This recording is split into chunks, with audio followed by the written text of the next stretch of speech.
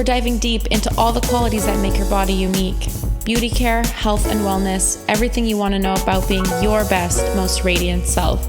Decades of industry experience, passionate about empowering holistic health and inner beauty, mother and daughter working together to transform the world of beauty, self-care, and well-being. I'm Beata. I'm Tash. This is the Skincare Podcast by BSE.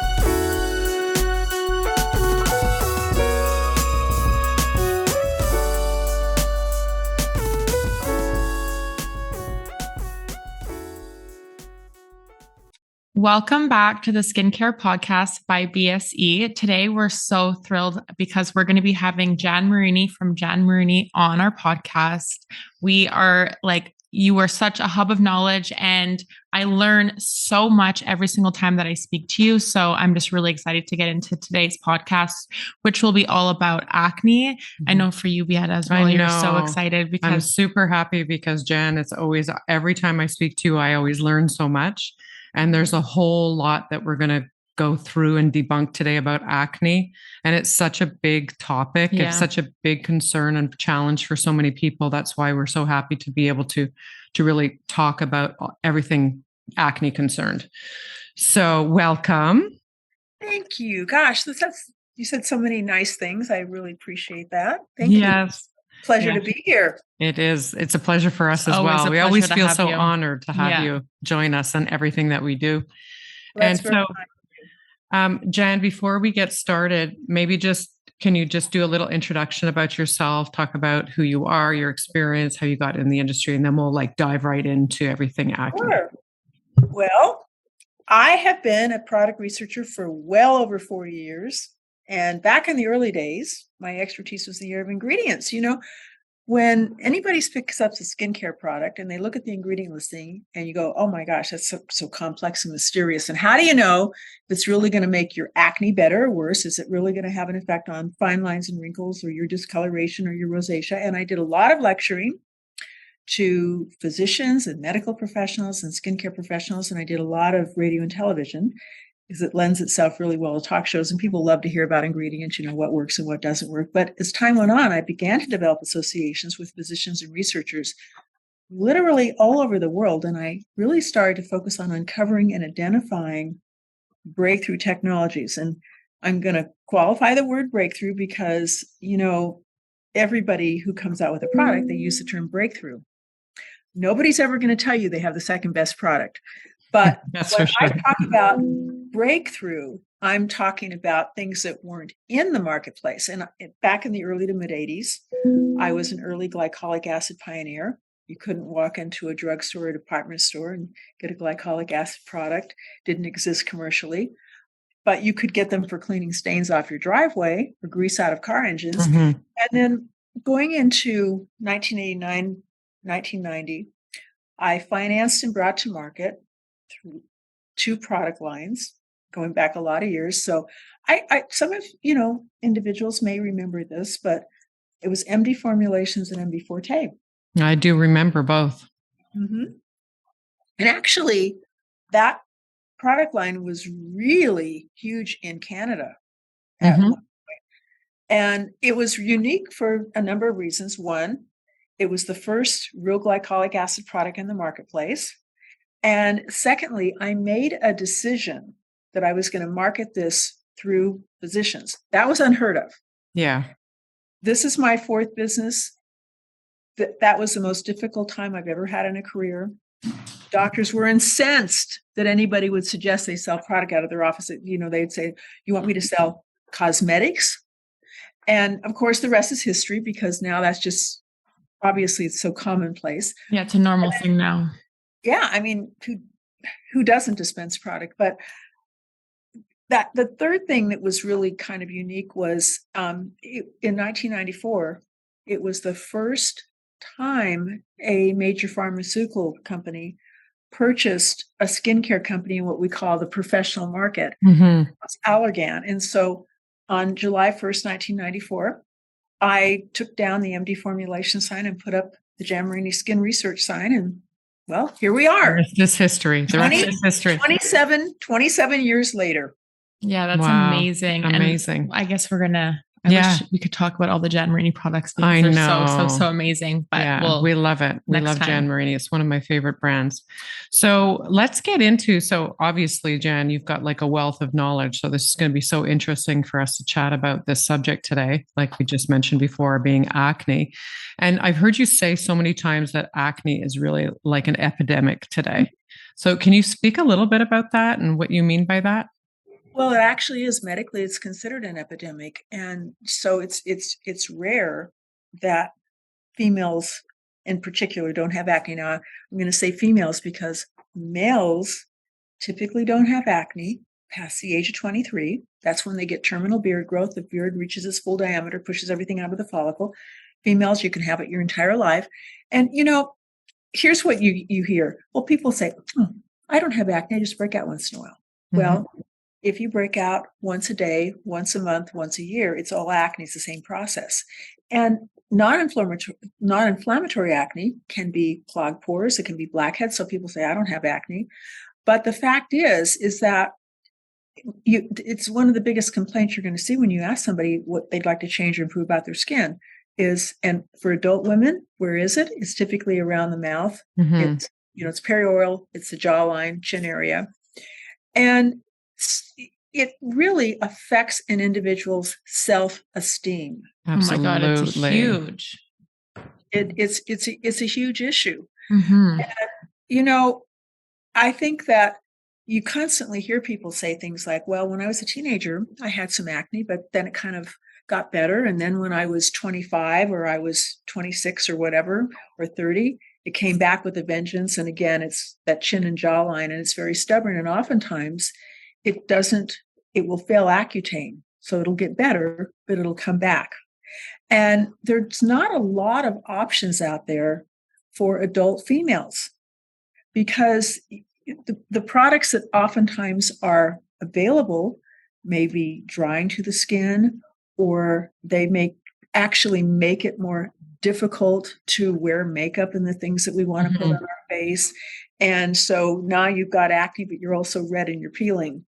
So the fact is that while there's no cure for acne, it can be managed. Mm-hmm. And we need to take these concerns seriously. And I think that so many individuals, one of the reasons that they've given up, and I can remember seeing a physician when I had perfect skin as a teenager, but when I turned 19, I developed severe cystic acne. And I remember seeing a dermatologist and him looking at me and saying, well, I know it bothers you, but you know what? It's not as bad as my daughter's. And you should just kind of learn to live with it. Now, granted, there weren't as many options back then, but that's just such a terrible thing to hear. Mm-hmm. Yeah. And, I always say, you go home at night, first thing I do when I walk in the door is I want to take off whatever I'm wearing for work, but I want to put on sweats. Mm-hmm. And then the next thing I want to do is I want to pull my hair back and, wash my face. And when I'm done with that, I love that. You're left with two things. You're left with your skin and your hair. Mm-hmm. The two things that have the ability to rule your life, a bad hair day or a bad skin day. Oh, it's so true. It's just so true. So you're left with your hair and your skin. And then your doctor at that time when you're 19 is telling you just get over it. Could be worse is like, you're not as bad. Lucky you, you're not as bad as my daughter, Thank God science has come such a long way and we have so many solutions today to be able to, like you said, manage it. And I'll tell you back then, now at that time, it just so happens that I was doing television commercials. And so when you're in that kind of situation and you are competing for work and your skin is a mess, it's not good to hear that. Now, I am a 2-time Accutane failure. I always say that. And I do manage my acne and I never, ever break out. And I am completely, totally, 100% clear. Yeah. Amazing. Can accomplish that. And it's really about, most of the time, individuals don't really understand acne? How can you treat it if you don't understand it? Mm-hmm. Yeah. And so, it's once you really understand what you need to do, and there are not a lot of options, but the options that we've got available today can actually give complete total clearing, and they can really de-age the skin at the same time. Absolutely. Absolutely. So let's get into Jan, like understanding acne, like how does it start? What is its process? Like, what is it exactly? Well, the term acne is a term that's used to describe a process. So as I said before, even mild breakouts, it's all acne. Clogged pores is non-inflammatory acne. And we refer to it medically as retention hyperkeratosis. Now, we think that the tendency to acne is probably hereditary, but they haven't discovered the acne gene. But, it's not rocket science, because if everybody in your family or mom or dad have acne, you're probably going to have it. And you could be the only person in the family that doesn't, or the only person in the family that does it, could skip a generation. It's not an infection. It is an inflammatory process. And in order to treat acne, you've got to address two things. So first of all, when you touch the outside of your skin, and by the way, I'm going to mention one other thing. When you get an acne lesion, that's the end of the process. So everyone is obsessed with, how do I get rid of this lesion? You have to prevent it so that you don't break out. So when you touch the outside of your skin, you're touching the stratum corneum, which is a dead layer. And you constantly shed dead cells off of that layer. You shed them all over your body. So it's about 500, million cells a day.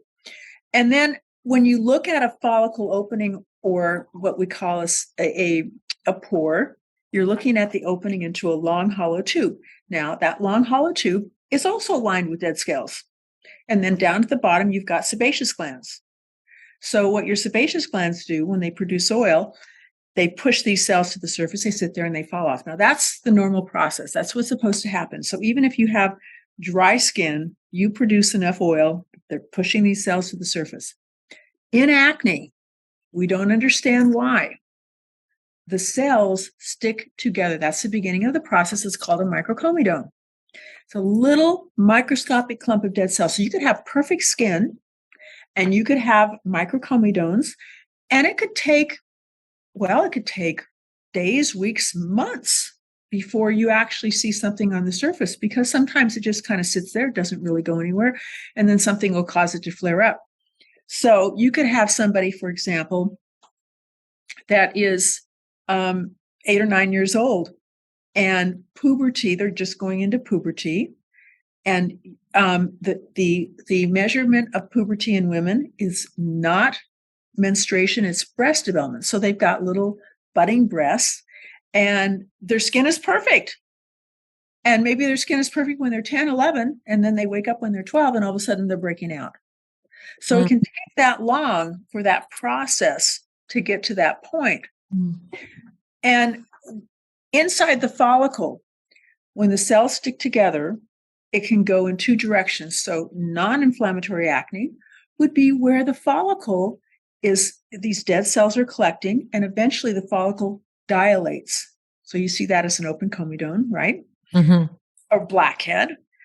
But if the follicle kind of closes off and those cells are collecting, and there's oil trapped in the follicle, and it also traps C. acne bacteria. Now, C. acne bacteria is harmless. You have it in your body. I've got it on the surface of my skin. Everybody has it. So it's not like something like you can just wave a magic wand and get rid of it. But C. acne bacteria, when it's in the follicle and when it's trapped with the dead cells, it eats the oil and it excretes a fatty acid byproduct. Now, that fatty acid byproduct is very inflammatory. And what it does is it wears down follicle walls. So if everything stayed in your follicle, you wouldn't have a breakout. But if I break down that follicle wall and I have a leak, I'm going to have a little papule, pustule, a little red bump might turn into a pustule. If I have a break in the middle of the follicle, more material goes outside, there's more inflammation. I'm going to end up with a nodule or a mini cyst that's larger, and it's those hard underground ones that take a long time to go away or come to a head. And if I literally have where my follicle looks like it's kind of blowing up, then a lot of material goes outside and it goes down and it actually hits the dermis. Now, when it makes its way, there's so much inflammation when it makes its way to the surface. First of all, you can get a full-blown cyst. And secondly, it's destroyed collagen or elastin, which is why you're almost always going to have a scar. Mm-hmm. Guys, good news is people will say, oh, I want to get rid of my acne scarring. What they're talking about is discoloration. Mm-hmm. So a scar is an injury to the dermis. The pigmentation or the post-inflammatory hyperpigmentation that gets left, that is something different. And we can address that. We can address that as well. Okay. So when I talk about, there's two things you have to do. Number one, you have to introduce something in the follicle that keeps the cells from sticking together. Okay. So you have to interrupt that process. Now, the way we do that, we also at the same time can resurface the skin. So it's also dissolving those cells sticking together on the surface that make the skin look kind of dull and make the follicles look larger, and your skin doesn't look as, polished and bright and radiant. So we can make it look a ton younger. Mm-hmm. Now we do that with BioClear, which is glycolic, salicylic, and azelaic. But the second part of that, and with the skincare management system, we do that with the skincare management system. And the second part of that is that we have to introduce something that goes after C. acne bacteria. Now, this is going to be good news, bad news. Good news is we do that with duality, okay? Mm-hmm. And duality has that component in there, which is benzoyl peroxide. Mm-hmm. Benzoyl forces peroxide in the follicle, releases oxygen. P. acne bacteria can't live in oxygen. And it does it better than anything we've ever seen. And it has a component of retinol, which is de-ages the skin, and also is a gold standard for acne. Yeah. And we can get complete total clearing and we can manage it. The bad news is benzoyl peroxide is a prescription in Canada. Mm-hmm. Now, I'm going to break this down a little further because there's lots of people that their acne responds so well just to the system, they get completely clear. Yeah, no, we've actually experienced that. Like I've seen incredible results. Sometimes it gets worse before it gets better because it's purging. But you have retentive matter in your follicles totally no. somewhere. Yeah, and sometimes it doesn't get worse before it gets better. But it shouldn't stay worse for a long time. It's just like a couple of weeks, and like it get worse, and you can get better at the same time. Yeah. So the second part then is that we can also add in the retinol component. Mm-hmm. It can be really dramatic. So you're using the system, you're using retinol. And the third part of that is we can also add in the Marini multi-acid corrected pads. Mm-hmm. Because that not only further clears the follicle, but it is just remarkable for the post-inflammatory discoloration, remarkable for further de-aging the skin and the size of follicles. So there's a lot of things that we can do. Plus, somebody can get a prescription for benzoyl peroxide. Now, with that said, I got to tell you, it's not going to be the kind of benzoyl peroxide that we work with. Because the biggest objection to benzoyl peroxide is it's going to dry my skin. Mm-hmm. Mm-hmm. But this does not dry. This is something that's very different. And by the way, we know it doesn't dry because we didn't just take the word for the raw material manufacturer. We actually had this tested in Alberta, Canada, by Dr. Jaggi Rao, who's a certified derm in Canada and in the US. In Edmonton, yeah. Yeah, and he's also the head of the dermatology residency program at University of Alberta, and he's the CEO and founder of the Acne Clinics of Canada. Yeah. And the weather was over 20 degrees below zero. Yeah, freezing. In this study, it actually was something like 40, but I say 20 because people never believe 40 here in the US. So, but when he in the patients in the study, their skin was more hydrated with this benzoyl peroxide after the study than before the study. And also doing all these other things that we're talking about. So there is definitely a way that you can use these things progressively and just have dramatically remarkable results. But with that said, if I don't do what I do every single night, I'm going to break out. Consistency. Yeah. Well, you have to get into a routine. We always talk about that, like a routine with your steps. You follow it. I always say you dance with it, and then you're going to get to your end result, and you're going to manage it. You're absolutely right, but it's also because these factors in the follicle, the minute you stop addressing them, they come back. They come back, yeah.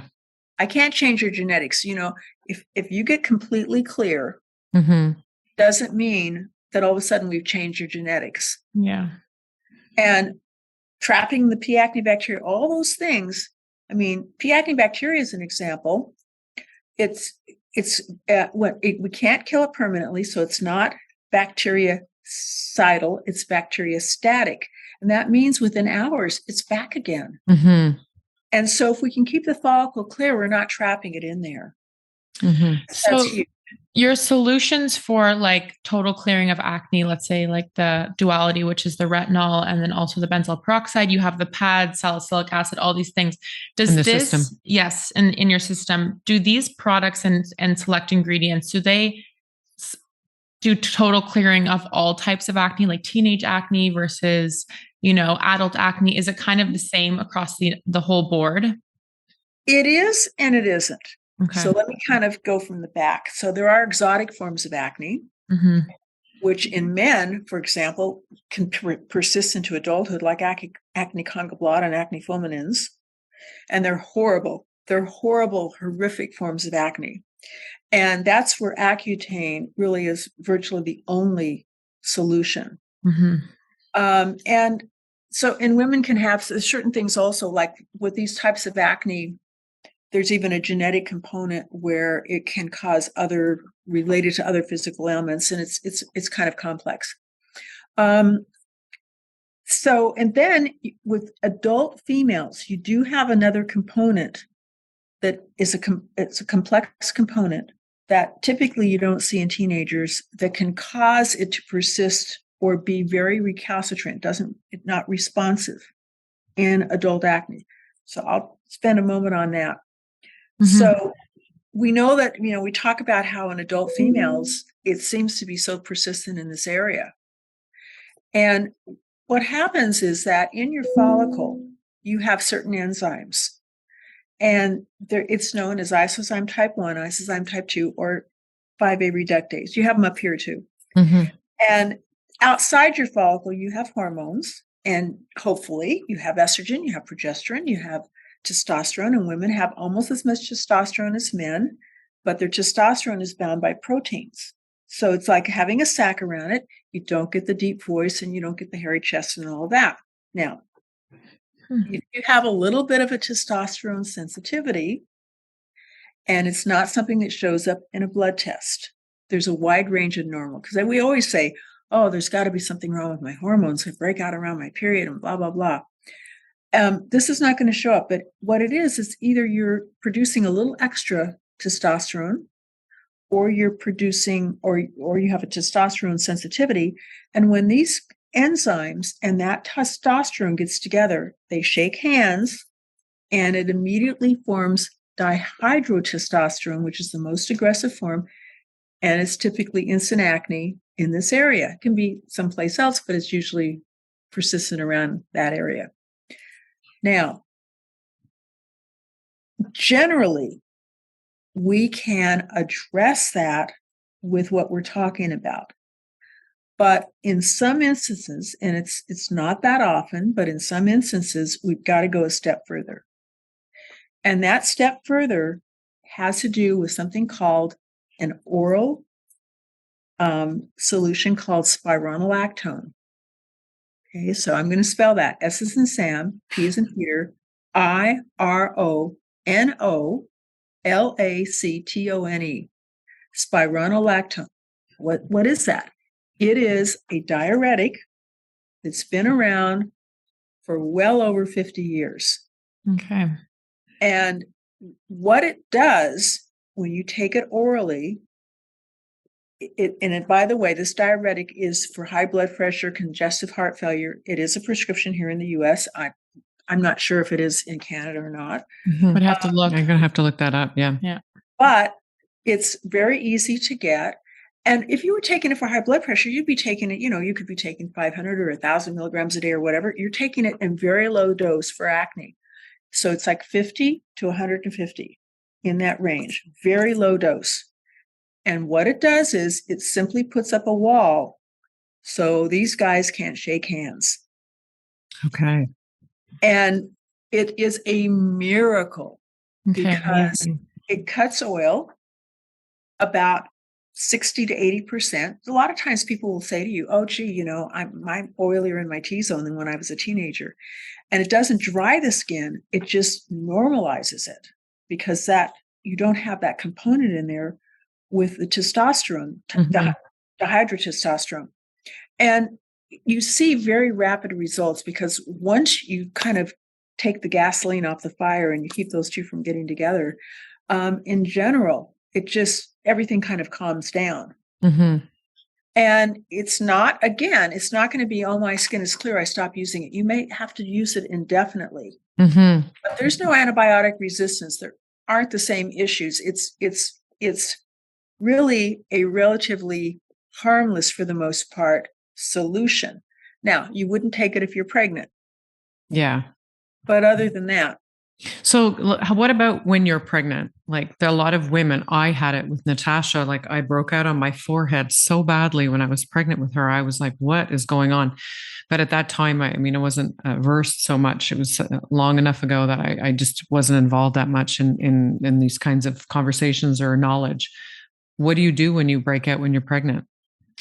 Well, it's no different than at any other time, but the difference is that you want to run everything past your physician. Now, there's nothing in the skincare management system that is contraindicated in pregnancy. But again, that's between you and your doctor. Mm-hmm. And also, benzoyl peroxide is not contraindicated in pregnancy. It doesn't show up in breast milk. And it's considered to be safe. But again, that's between you and your physician. You and your doctor. You have to feel comfortable and get right. And one thing that could be controversial would be the retinoid. But, for example, here in the US, many OBGYNs will say to their patient that they can use retinol, but not use Retin-A. Now, that's kind of a conundrum. Yeah, that's another big conversation, right? Because, when you put retinol on your skin, there's an enzyme present that turns it into retinoic acid or tretinoin, the active ingredient. And I've known many OBGYNs themselves, and I've known many derms and plastics over the years that when they were pregnant, they used their prescription retinoid. But it's between you and your doctor and what they really feel the risks are. I think the risks are very low, but again, between you and your doctor. Yeah. And then I also wanted to know, because I never suffered from any intense acne, but I do have like the pimples here and there. What's your, like, my question is, can you spot treat acne? Like, do you recommend it? You can't. Okay. And this is one of my favorite questions because I think that it leads people to think that somehow you have an acne lesion, you spot treat it, and then it goes away, and now you've rectified the situation. So acne always starts in the follicle. If you, for example, didn't have any genetic tendency, you never ever had a breakout, your skin was just flawless, glowing and perfect all the time, and probably throw dirt on your face every day and not break out. So it's not about what happens out here. It's about these factors in the follicle. So if those factors are not interrupted, then you're going to continue to break out. And it may be inconsistent. It may be, sometimes you do and sometimes you don't, and there may be certain times that you have more of a tendency to. So it's about prevention. Now, have something on your face that's really red. If you put ice on it, it's going to help to relieve the inflammation. If you put a little hydrocortisone on it temporarily, that can help. But sometimes the things that we look at doing that we are popular in social media, like stickers, Yeah. that can actually make a lot of acne a lot worse. Yeah. I know that we spoke about that last time slowly. And then obviously I'm on TikTok and I started seeing, I guess I paid more attention and I saw people doing like spot treatments with like the little stickers. And every single time I'm like, it's not going to work. No, but I mean, if you think what I learned today, I mean, it won't treat. It can. There's certain types of breakouts where, and particularly some of the ones that are ready to kind of like, they can almost be extracted, that there might be some help because of the salicylic in the sticker. But what happens is that part of what happens in acne is that the follicle is occluded. So now you're occluding it further with a sticker, and it creates, it exacerbates that process. And sometimes what it can do is it can take a minor lesion and end up turning it into a much bigger one. Yeah. So that's exactly what I'm understanding here. So acne is something that's really happening underneath your skin, like underneath your visible skin. Right. And what the breakout is just kind of the symptom or the result of what's been going on underneath your skin. The result of the inflammatory process of the follicle breaking or rupturing. And so if you treat it topically, like we were saying before, if you just put something on top of it that treats it topically, it's just going to continue to come and come and come, and you can't manage it that way. Exactly. And and of course we're kind of oversimplifying things, but the other thing to keep in mind is, people go and they have extractions. Now there's nothing wrong with that. But what you're doing is, let's say you're extracting so-called clogged pores or blackheads. So what you're doing is you're pushing something out of the follicle that's in that opening and maybe a little bit below, but the cells sticking together and all of that retentive material that results, it just pushes itself back up. So when you get rid of a clogged pore, generally within a matter of a very short period of time, a few days or whatever, it's back again. Again, you've done nothing to stop the process. Now, extractions are great because when you are trying to clear acne, and in many individuals, the retentive matter in the follicle has to go somewhere, right, to get rid of it. And so extractions can speed that process up tremendously. And particularly things also like glycolic acid peels. I was just going to say, peels, the treatments. Yes, because the glycolic acid goes into the follicle, dissolves and dislodges the glyc substance or cellular cement. So you can actually see some of these lesions literally roof, meaning they come to the surface during the treatment, and then you can extract all that afterwards. And you get to your, clearing just that much faster. But again, you got to do every single day. You cannot miss. Yeah. I think that's the key message here, is that it's very manageable. Like you can again, we said a couple of minutes ago, it's like we've oversimplified it a little bit.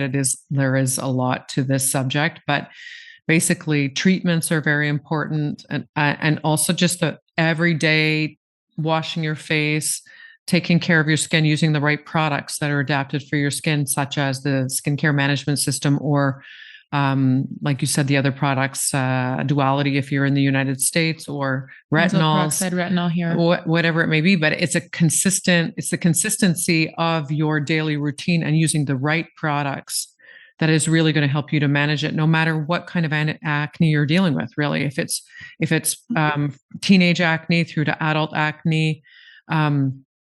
And if you have okay from your doctor and you're comfortable with it, even during pregnancy. But what about people that have rosacea, and there's rosacea acne? Yes. What do you do for these types of situations?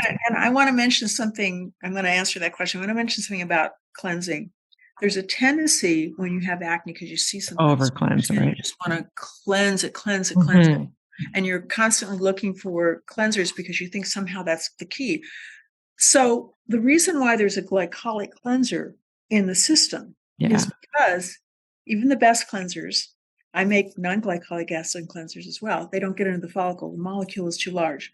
So when you cleanse, it's not just about removing debris. What if you can get that molecule in the follicle?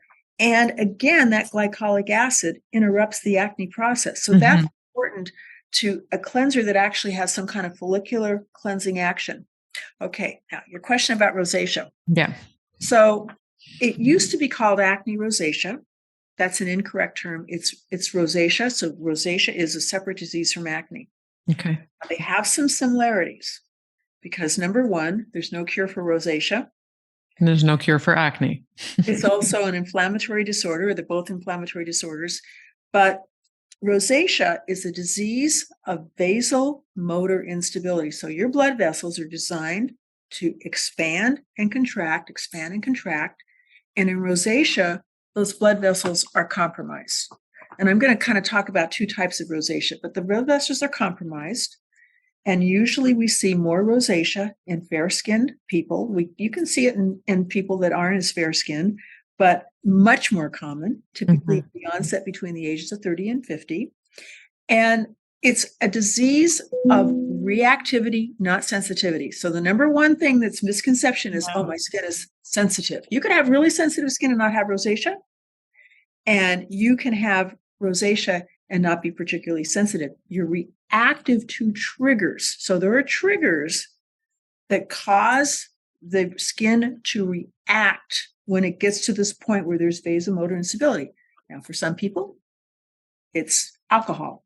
Yeah, I was going to say red wine. Spicy food. Yeah. Or yes, I had a sister-in-law, didn't have a problem with white wine, had a problem with red wine. Yeah.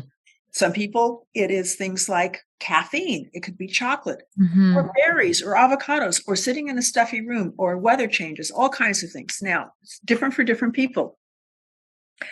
So as rosacea progresses through, can be, just transient redness now and then, flushing and blushing. It can be all of a sudden the appearance of telangiectasia. But then you get to a point where there can be secondary lesions. Now, these secondary lesions are usually in this area. And they can look just like acne. But here's the difference. So an acne lesion only can be an acne lesion if it has a microcomedone. There's no such thing as an acne lesion not starting with a microcomedone. A rosacea lesion, if you biopsy it, doesn't have a microcomedone. So strictly from inflammatory causes. And therefore, it can be transient. Now, wouldn't it be great if you went to bed with some acne lesions and you woke up and they were gone in the morning? Yeah, beautiful. But with rosacea, it can happen because you could wake up in the morning and the little rashy lesions that were there the night before might be nowhere near as bad, or they might be gone. So it's a different process. And what's really behind this, what's really behind the inflammation and the rosacea has to do with the kysallicitin protein. Now, this is a protein that we all have, and it is an inflammatory protein that's actually good because it helps in wound healing.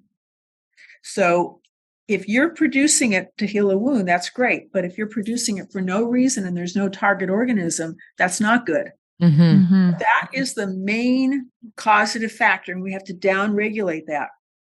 Now, the difficulty with most practitioners is that how do I know it's acne and how do I know it's... I was going to ask, how do you know, how can you identify the differences, visually? Well, with acne, typically, you might have redness, but you don't have telangiectasia, the dilated capillaries, okay?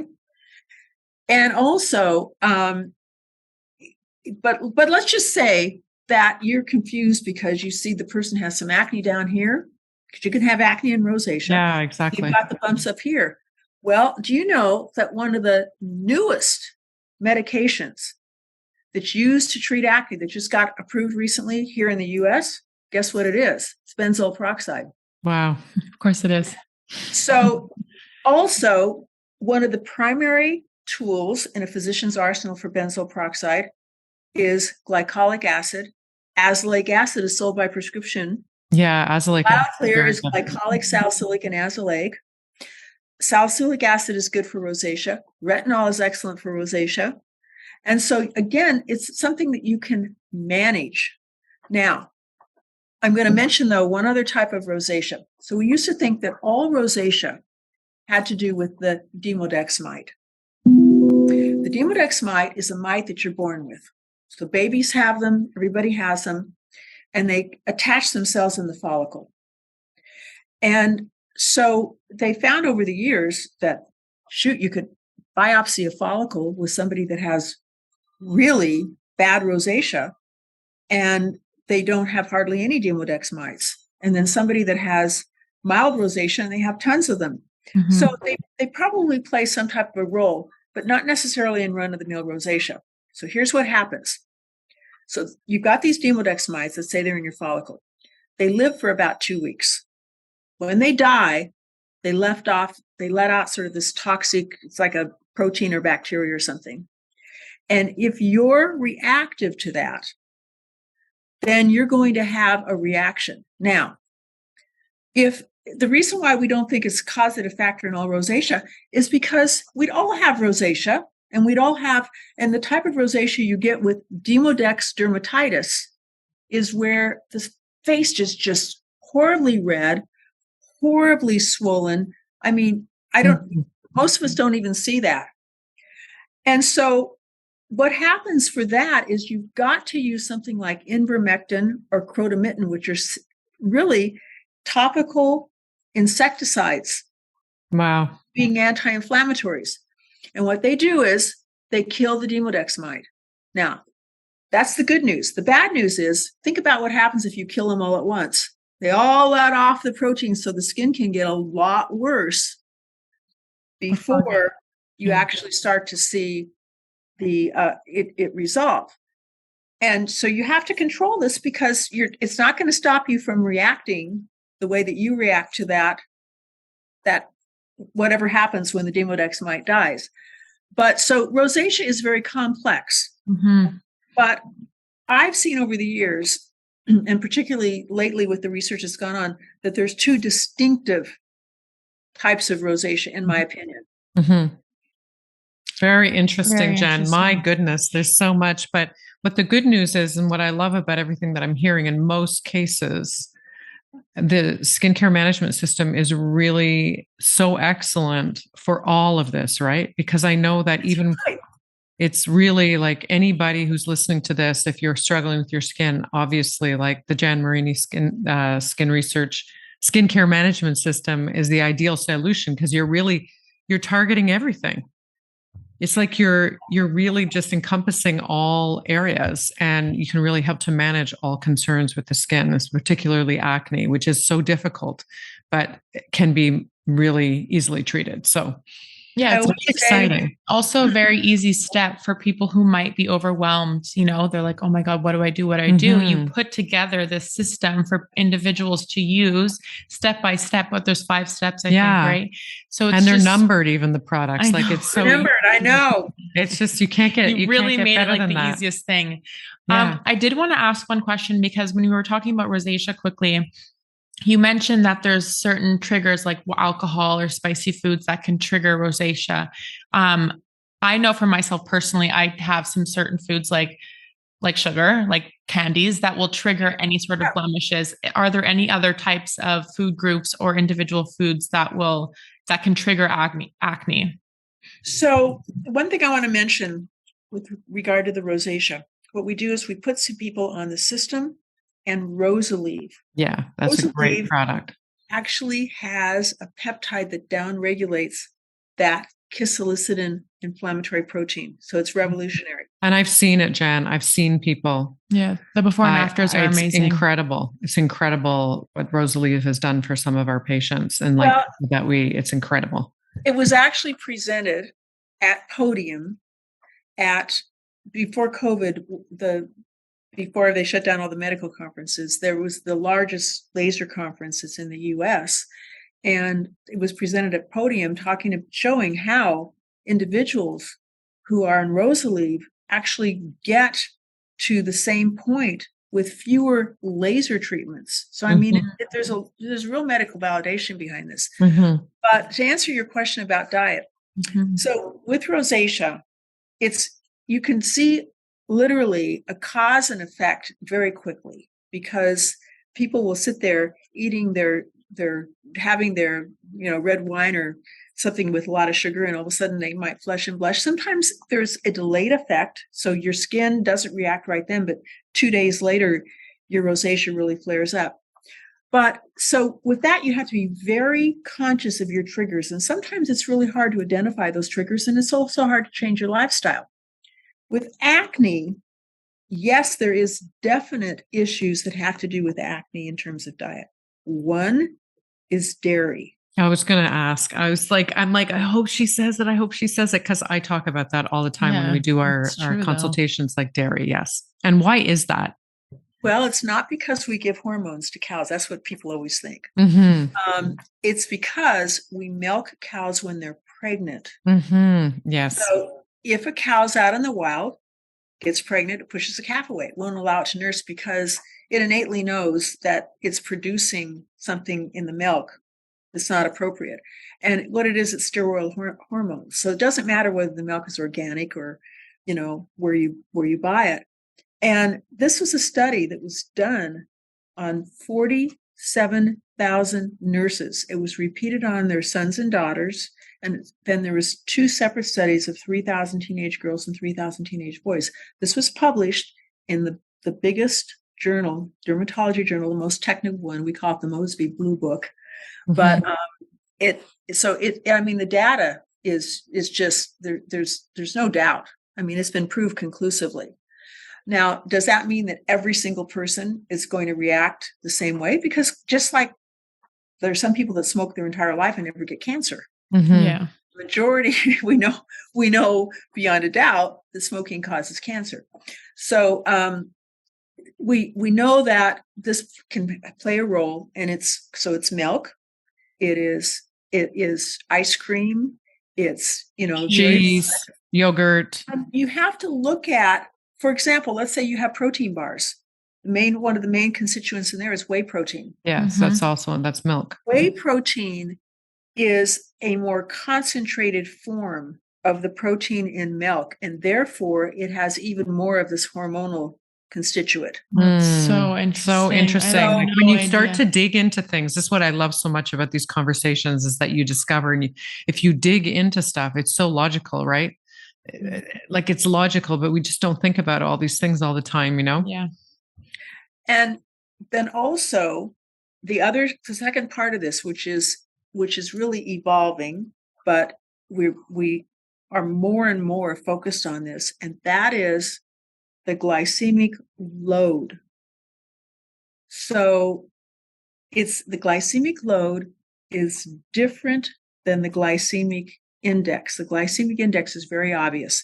Hold up a candy bar and somebody goes, yeah, it's got a lot of sugar. Okay, well then it's high on the glycemic index, right? On the sugar index. The glycemic load is what happens to food once you ingest it. So you actually can ingest something that's not obviously sugar, and it will turn into more sugar. And I always use the example of whole wheat bread, piece of really great whole wheat bread and a 1/4 cup of sugar. The bread will turn into more sugar than you eating the whole 1/4 cup of sugar. And so generally, this is what happens with carbs. So when you're ingesting carbs, they're very inflammatory. They turn into sugar. Now, that sugar will attach to your collagen. It causes it to harden and stiffen. It causes it to break down faster. And they've proven that when you lessen the sugar, even if you don't totally eliminate it, but lessen it significantly, that within 2 weeks, you get a 25% improvement in your collagen in just 2 weeks. Now, on the other hand, with acne, what happens is that when we are doing this sort of sugar dumping, our body reacts in terms of our insulin levels, and that's normal. I guarantee you that your insulin levels, or the way that your body handles insulin, isn't quite as good at 25 that it was when you were 15. It doesn't mean you have diabetes. And the older you get, the more difficult it becomes, right? Exactly. Because there's an enzyme in your liver that is supposed to kind of help to keep this dumping from happening. So what happens is that when you have a dinner, let's just say you go out and you have a nice big pasta dinner. My favorite, like literally my favorite. Oh, and some garlic bread. Love garlic bread. Oh my God. And then maybe some mousse au chocolat to end with a bottle of wine. Like, yeah, exactly. So what you're doing is your insulin level is temporarily going to go way up, right? Now, what does your body do to take that down? It produces testosterone. So not only are you screwing with your collagen, you're creating inflammation, which is also believed to be a factor in Alzheimer's, heart disease, on and on and on. Because when we look at, clogged arteries and heart disease, you have two types of bad cholesterol. One of them is big and fluffy, and it kind of just goes through your arteries. The other one is smaller. Now, when you have carbs and sugars that turn into sugars, what happens is it kind of the inflammation etches little striations in these vessels. So they catch the cholesterol. Okay? So all this inflammation in terms of aging is an inflammatory disorder. Yeah. Aging is a disease. Now, you might say, but Jan, how can aging be a disease? Because the definition of a disease is that it affects less than 50% of the population. Like cancer, less than 50%. Heart disease, less than 50%. So we all get old. How can it be a disease? Because it's made up of diseases. Okay? Interesting. So interesting, Jan. Look at the root causes of those diseases. So sugar inflammation is a huge root cause, and it also helps to turn off our sirtuins, which are our anti-aging genes. There's about 24 of them. So acne, when you talk about aging, any of those things, you want to keep that glycemic load down. And what that means is it's really pretty simple. I define the type of food I'm going to eat. And then I say to myself, and you know what? You can have anything you want, and I eat as much as I want. And I'm a big eater. So that typically, if I were in a supermarket, that's going to be the perimeter, which I like a lot of protein. That's just me. And the protein that I eat tends to be whether it's fish or salmon, or whether it is lean protein or chicken or whatever it is, or good old red meat. And then it's vegetables and it's greens and it's all of that. That is all low carb. Just naturally low carb. Yeah. So interesting. Yeah, no, well, you've got great treatments, great products, great diet, and understanding the science and all the the nitty gritty about how our systems work. So interesting, Jan.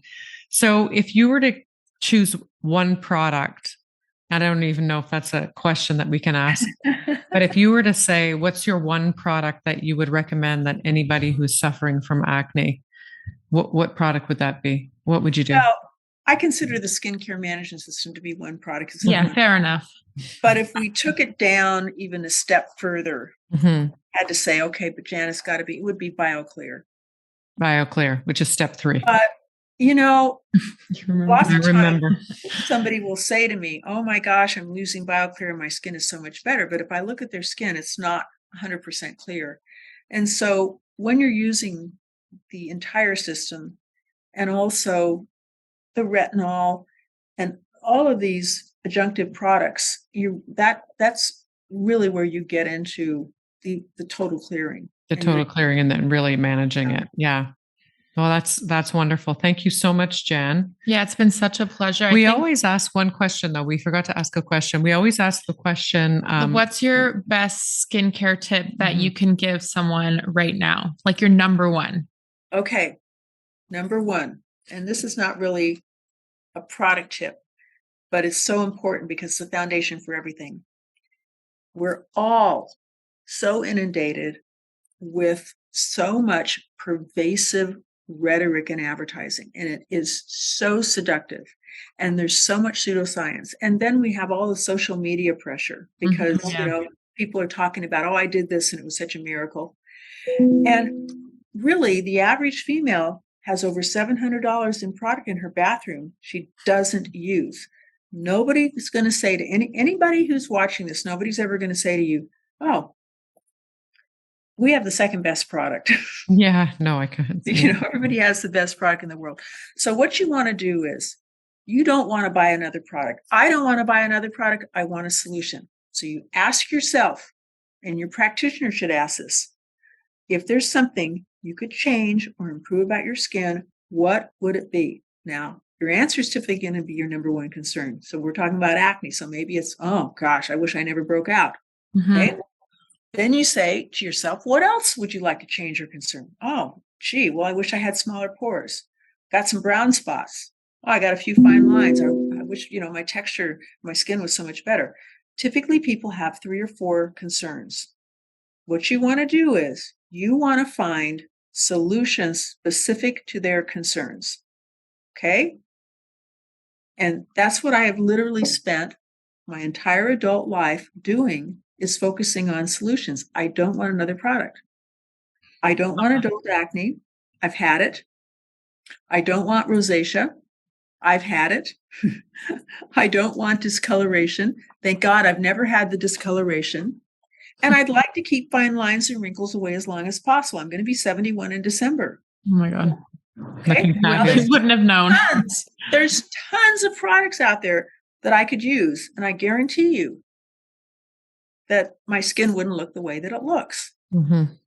So it's really about solutions. And when you focus in on solutions, not only are you spending reasonable amounts of money as opposed to having lots of products and being uncertain, but you're going to look in the mirror and think about how you feel about your skin if you can address every one of your concerns. That's beautiful. So I love that. Amazing. Well, thank you so much for sharing that with us. Thank you so much. Yeah, it was so wonderful to have you. Yeah, and we're going to have you back in a short time. Talk about some subjects. We're going to go through all of the topics of skin concerns with you because you just know everything so well. Like it's incredible. Well, thank you very much. Thank you very much. Well, I have to tell you, I did an event just the other night, the first one I've done in person since COVID. And at this event, it was really for end users. It was a doctor was putting it on, but there was also a number of doctors there. And the best compliment that I can ever get is when a derm or plastic comes up to me and says, you know what, Jan, you were right on with everything you said. Yeah. Well, you've done the research, Jan. Yeah, you've done the work. But I want people to really get real information, candid, real information and accurate information. So yeah, we love that. Thank you so much. Oh, my pleasure. We'll see you soon. Thank you so much for tuning in to the Skincare Podcast. It would mean so much to us if you could subscribe to our podcast and rate and review. Follow our new journey on Instagram at Skincare Podcast to be the first to know when our episodes are dropping and more. This podcast is produced by Northweld Media. We look forward to seeing you next Wednesday.